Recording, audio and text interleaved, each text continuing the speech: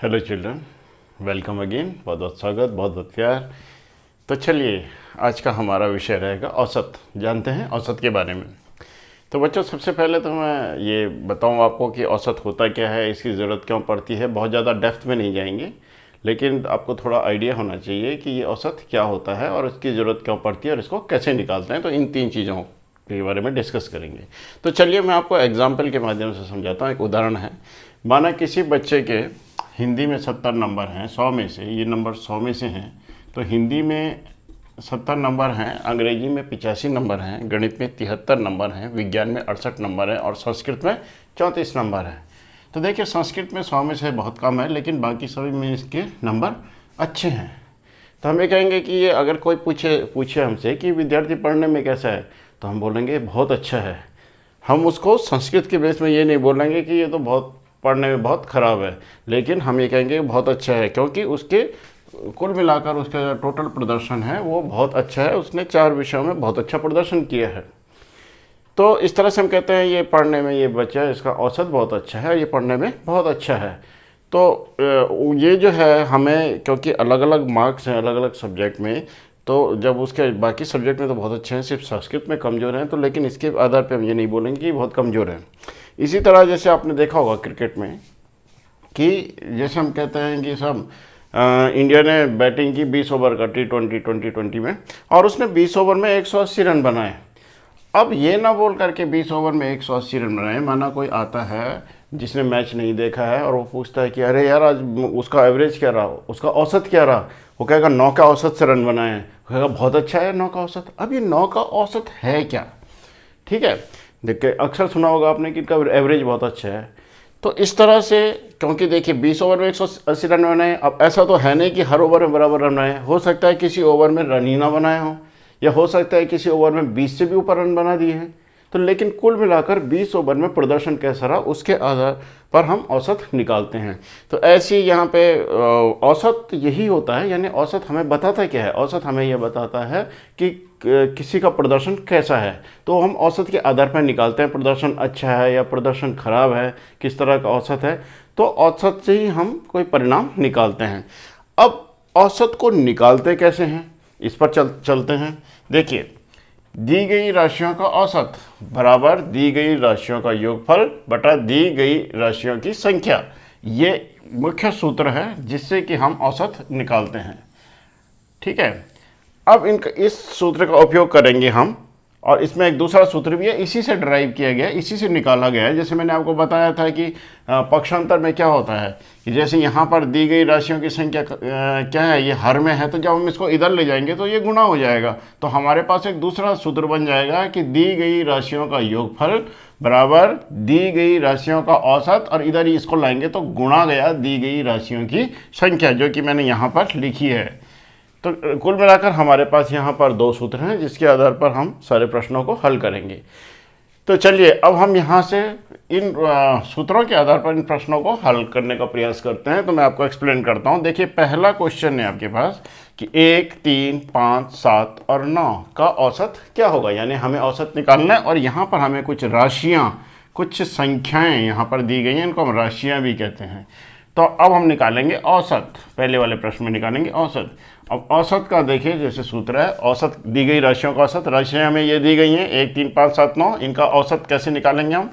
तो ये देखिए, औसत बराबर दी गई राशियों का योगफल। अब पहले हम क्या निकालेंगे, जो राशियाँ हमें दी गई हैं इनका योगफल। तो इनका योगफल आपको मालूम है, जोड़कर योगफल कैसे निकलता है, जब हम राशियों को जोड़ते हैं। तो ये होगा 1 धन 3 धन 5 धन 7 धन 9, ये हो गया दी गई राशियों का योगफल। हम इनको जोड़ करके निकालेंगे और बटा दी गई राशियों की संख्या। कुल मिलाकर कितनी राशि है ये? 1, 2, 3, 4 और 5 राशियां हमें दी गई हैं। तो दी गई राशियों की संख्या कितनी है? 5। तो इसको 5 से बांट देंगे। इस तरह से सूत्र का हम उपयोग करेंगे औसत निकालने के लिए। तो चलिए, योगफल देखते हैं कितना आया। 3 और 1 4, 4 और 5 9, 9 और 7 16, और 16 और 9 25। योगफल आया 25। अब कुल राशियां हैं 5, तो हम 5 से बांटेंगे तो आया ये 5 पंजे 25, यानी हमारा औसत आया 5। तो इस तरह से ये प्रश्न इस तरह से हल करेंगे आप। तो जब आपको औसत निकालना हो तो जो भी राशियाँ आपको दी गई हैं उन सबको जोड़ लीजिए और ये गिनिए कि कितनी राशि हैं, उससे योगफल को बांट दीजिए तो आपका औसत निकल आएगा। चलिए अभी सेकंड क्वेश्चन हम देखते हैं। आई होप कि पहला क्वेश्चन आपको समझ में आ गया होगा। तो अब सेकंड क्वेश्चन यहाँ पर है कि 8, 6, 0, 9, 5 का औसत क्या होगा। बिल्कुल वैसा ही प्रश्न है बच्चों। तो इसमें हमें जब औसत निकालेंगे तो इन जो हमें राशियाँ दी गई हैं इनका योग तो ये हो जाएगा 8 धन 6 धन 0 धन 9 धन 5। अब कुल मिलाकर राशियाँ कितनी हैं, 1, 2, 3, 4, 5 राशियाँ हैं। तो अब इनका योगफल होगा तो 8 और 6 14, 14 में 0 जोड़ेंगे तो 14 ही रहेगा, फिर 14 में 9 जोड़ेंगे तो 23 हो जाएगा, और 23 और 5 28। ये हो गया आपका 28। 8 से 14, 9 14, 14 14 28 बिल्कुल सही है, और बटे 5। और जब आप इसको करेंगे तो 5 पंजे 25 और 5 सही 3/5, या आप 28/5 है, या आप इसको दशमलव में भी लिख सकते हैं। ठीक है, इसको आप ऐसे भी लिख सकते हैं 5 पंजे 25 दशमलव 6, ये आ जाएगा या ये आ जाएगा। सभी उत्तर सही हैं। तो इस तरह से औसत निकल जाएगा। सभी राशियों को जोड़ना है और जितनी राशियां हैं उससे उसको बांट देना है। तो बहुत सिंपल सा है। चलिए अभी क्वेश्चन नंबर 3 को डिस्कस करते हैं। तो आई होप कि सेकंड क्वेश्चन भी आ गया हो। हाँ बच्चों, ये आप ध्यान रखिएगा, चाहे शून्य है लेकिन उसको आप गिनेंगे वो राशि है, तो इसलिए आप 1, 2, 3, 4, 5 ऐसे नहीं कि आप सोचो 1, 2, 3, 4 ही राशि हैं। अगर शून्य है वो भी एक राशि है तो उसको भी गिनना है, तो कुल राशियाँ 5 होंगी। ये बात आप ध्यान रखिएगा, यहाँ पे बच्चे गलती कर सकते हैं। अभी तीसरा क्वेश्चन है कि 8 से छोटी विषम संख्याओं का औसत क्या होगा। अब पहले हम देखेंगे 8 से छोटी विषम संख्या कौन कौन सी हैं। 8 से छोटी विषम संख्याएं, तो विषम संख्याएं आपको पता है किसे बोलते हैं, जो संख्याएं 2 से नहीं बढ़ती वो सभी विषम संख्या हैं, जैसे 1, 3, 5 और 7। 8 से छोटी लेनी है हमें। वैसे तो 9 भी है, फिर 11 है, लेकिन हमें 8 से छोटी लेनी है। तो 8 से छोटी विषम संख्या, तो ये है 8 से छोटी विषम संख्या है। ठीक है, विषम संख्या है। तो अब देखिए इनका औसत निकालना है। हमें क्या निकालना है, औसत। तो जैसे आपको मालूम है औसत, तो हम इनका औसत निकालने के लिए क्या करेंगे, इनका योग करेंगे। 1 धन 3 धन 5 धन 7। और कितनी राशियाँ हैं ये, 1, 2, 3, 4 राशियाँ हैं, तो 4 से बांट देंगे और ये हो जाएगा 3 और 1 4 और 5 9 और 7 16/4। और जब बांटेंगे तो ये आएगा 4, तो औसत आ गया 4। तो बहुत सिंपल सा, ये आपने ऐसे आसानी से इसको कर लेंगे। इसी तरह से अब हमारे पास एक और यहाँ पर प्रश्न है, तो इसको भी कर लेते हैं हम, तो थोड़ा और आपका कंसेप्ट क्लियर हो जाएगा औसत के बारे में। सॉरी। अब यहाँ पर है 3 संख्याओं का औसत 11 है। यदि पहली 2 संख्याओं का औसत 14 है तो तीसरी संख्या क्या होगी। तो देखिए बच्चों, अभी हमें संख्याएं नहीं मालूम कि कौन कौन सी संख्या हैं, कौन कौन सी राशियां हैं, लेकिन उनका औसत पता है। ठीक है, तो 3 राशियां हैं, तो मान लीजिए आप, माना जो राशियां हैं तो 3 राशियां हैं, तो एक को हम x मान लेते हैं, एक को हम y मान लेते हैं और तीसरी राशि को हम z मान लेते हैं। ये हमने माना हुआ है, ये राशि हमने मानी है कि 3 राशियां हैं, क्योंकि हमें पता नहीं है कि कौन कौन सी संख्या हैं वो। लेकिन हमें ये मालूम है कि इनका औसत कितना है, 11। यानी इन राशियों का जो औसत है वो आपको दिया है 11। ठीक है। अच्छा, यदि पहली 2 राशियों का औसत, अब देखिए पहली 2 राशियां कौन सी है, x और y। तो x और y का औसत, x और y ये 2 राशियां हैं, लेकिन इनका औसत आपको दे रखा है, इनका औसत दे रखा है आपको कितना, 14। तो आपको ये बताना है कि जो तीसरी राशि है ये क्या होगी, यानी हमें z का मान निकालना है, z की वैल्यू निकालनी है। तो क्वेश्चन आप समझ गए होंगे। तो चलिए सॉल्व करने की कोशिश करते हैं।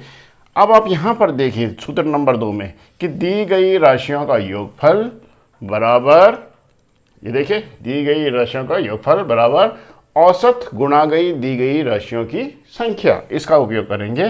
तो अब आप पहले वाले में देखिए, हमें ये 3 राशियाँ दी गई हैं, ये राशियाँ दी गई नहीं मतलब हमने मानी है x y z, तो इनका योगफल कितना होगा, यानी इन राशियों का x plus y plus z, इन 3 राशियों का योगफल कितना होगा, औसत गुणा गया, तो औसत कितना है 11 और गुणा गया दी गई राशियों की संख्या, दी गई राशि कितनी है 3।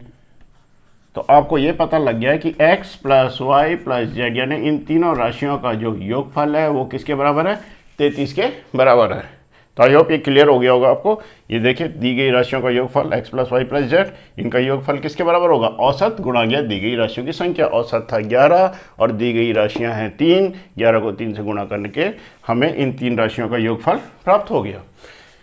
अब इस वाले में देखिए ये दूसरी कंडीशन जो हमें दे रखी थी कि पहली 2 राशियों का औसत कितना है, 11। अब देखिए तो इनका योगफल क्या होगा, अब 2 राशियां हैं x प्लस वाई, तो हम इनका योगफल भी वैसे निकालेंगे क्योंकि 2 राशियां हैं। तो इनका योगफल कैसे निकलेगा, जो इनका औसत है उसको कुल राशियां हैं 2 से गुणा कर देंगे इसी सूत्र का प्रयोग करके। औसत गुणा गया दी गई राशियों की संख्या, औसत दिया है 14 और राशियों की संख्या है 2 x और y, तो ये हो जाएगा 28। तो ये आपकी पहली समीकरण हो गई इक्वेशन, और ये हो गई आपकी सेकेंड इक्वेशन दूसरी। अब आपको मालूम है कि x प्लस वाई यानी x और y को जोड़कर इनका जोड़ कितना है 28। तो हम x प्लस वाई, अब यहाँ देखिए आप x प्लस वाई यानी इसका मान कितना है 28, तो हम यहाँ पर लिख देंगे 28। x प्लस वाई हमें मालूम है कि 28 के बराबर है। और धन क्या बच गया यहाँ पर z, x प्लस वाई का मान तो हमने यहाँ से रख दिया, और धन z बराबर 33। तो समझ में आ रहा होगा आपको। तो अब हमने ये z निकालना है यानी तीसरी राशि की मान निकालना है। तो z कैसे निकालेंगे, 28 का पक्षांतर कर देंगे। 28 किस तरफ है, बराबर के बाईं तरफ है, इसको कहाँ ले जाएंगे, दाहिनी तरफ। जब दाहिनी तरफ ले जाएंगे तो मैंने आपको बताया था पक्षांतर का नियम, इसका चिन्ह बदल जाएगा। यहाँ ये जोड़ में है तो इधर घट जाएगा। तो यहाँ से जो आपको हो जाएगा यानी z का मान आ जाएगा 33 और ऋण 28, और 33 में से 28 गया तो ये हो गया 5। तो आपका आंसर आ गया 5, यानी ये तीसरी संख्या है क्योंकि आपने z को तीसरी संख्या माना था, तो तीसरी संख्या बराबर 5। तो आई होप कि थोड़ा बहुत आपको काफ़ी सीख गए होंगे इसमें, और इसको बार बार देखिएगा आप तो आपको पूरा क्लियर हो जाएगा। तो औसत से बेस्ड और भी सवाल आप करेंगे तो और भी ज़्यादा आपको अच्छे से आ जाएगा। So thanks.